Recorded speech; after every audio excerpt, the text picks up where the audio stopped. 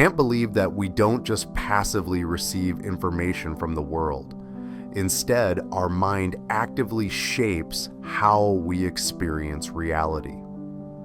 Imagine your mind is like a camera with a built-in lens and filter. Everything you see or sense from the outside world has to pass through that lens before you experience it. That lens adds certain structures or categories to help you make sense of the raw data. Under this view, the human mind is not merely a passive recipient of information, but rather an active organizer. It filters and shapes the raw data of perception according to inherent forms. Consequently, what we see is less about the world as it really is, and more about how our mind is structured to process it. This transforms our perspective on knowledge. We recognize that we can never access the unmediated thing in itself, only the phenomenon as our cognitive system constructs it. This revolutionary standpoint underscores that our minds, from the very beginning, frame the way we experience and comprehend reality. Our brain constructs a version of reality based on past experience and contextual cues. But there's a problem. The brain's capacity is limited. We feel as though we take in every detail of the world around us, yet that sensation is an illusion. A quick demonstration can prove this. If you focus on a single playing card in a small set and then look away for a moment, you might not notice that more than one card has changed. Your attention, like a form of mental currency, is finite. You can only devote it to one thing at a time, so information outside that focus can vanish from your awareness. And this is precisely how magicians have fooled people for centuries, by guiding our attention in one direction while changing something in another. They exploit the brain's limitations to create illusions right before our eyes. We never experience reality as it is, but only as our minds construct it. And that realization sparks a quiet revolution within us. It shifts our understanding not only of knowledge and perception, but also of who we are at our very core. If both Kant's philosophy and neuroscience point to the same truth, that we never experience reality as it is, only as our minds construct it, then a quiet revolution begins within us. It changes how we view not just knowledge and perception, but ourselves. Because if perception is filtered, then so is identity. Much like the world we see, the self we believe in is not a fixed object. It's an interpretation, a narrative assembled from memories, labels, roles, and social feedback.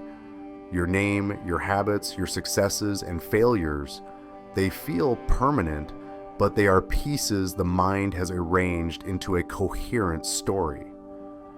In the same way, it creates illusions of brightness or fills in missing letters. It stitches together an I from scattered fragments. And like any illusion, it can be questioned. This opens the door to freedom. If who you are is in part a mental construction, then you are not trapped by who you've been. You are not doomed to repeat patterns, replay insecurities, or relive old identities.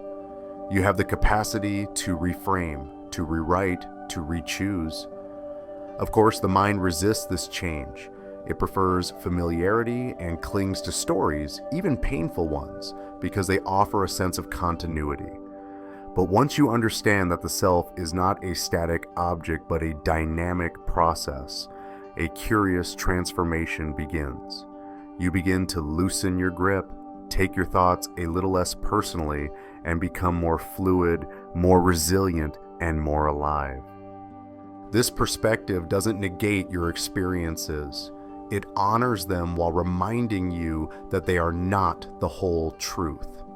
They are context dependent, they are filtered, and just as they were formed, they can evolve. That's why developing self-awareness isn't just a buzzword, it's an act of internal liberation. When you catch yourself reacting, judging, fearing, resisting, You can pause and ask, is this a truth of the world or a product of my lens? Is this emotion pointing to danger or just a habit?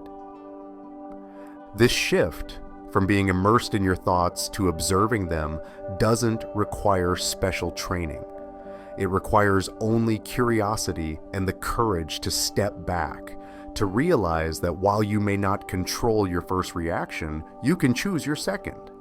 And that second response is where real power begins. Thoughts drift into our minds like passing clouds, unbidden, random, and utterly beyond our control. We never choose which memory surfaces or which word repeats itself in our head. If we truly held the reins of our thoughts, wouldn't we be able to silence them at will? And yet we find ourselves at the mercy of this incessant mental activity because thoughts are not something we deliberately produce. They simply occur. In this quiet space, an essential insight begins to unfold. You are not your thoughts. As you step back and observe, you notice that thoughts come and go like the ebb and flow of the tide, while you, the constant awareness, the silent observer behind these fleeting images, remain unchanged. This observer, the self that witnesses without clinging, isn't defined by the randomness of mental chatter. So why do these transient thoughts feel so intimately yours? The answer lies in the story your mind has woven over the years, a narrative stitched together from memories, experiences, labels, and roles. This tale, which we call you, appears solid, continuous, and real. Yet, like all illusions, it is a construct, a thought among many, built to provide stability in a chaotic world. Our minds cling desperately to the illusion of a permanent self because continuity is essential for navigating life. Memories, thoughts, and emotions are interwoven to create the experience of stability. Yet try to pin down this self, and it slips away. Are you simply your body, which has transformed since childhood?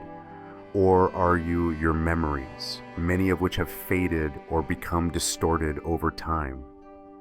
Perhaps you are your thoughts, which flare unpredictably and then vanish.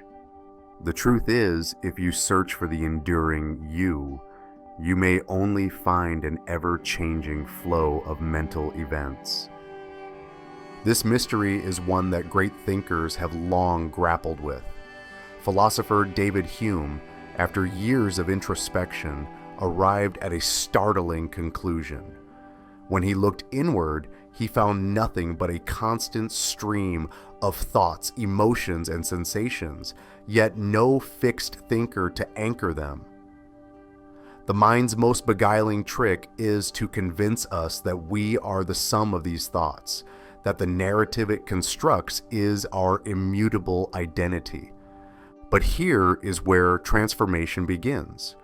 When you stop identifying with the mental noise, the rush of thoughts that your mind constructs, you tap into a profound silence, a vast awareness that has always been present, quietly witnessing every moment. In that space, you begin to understand that the self is not a permanent fixture, but a fluid process, ever shifting and open to reformation.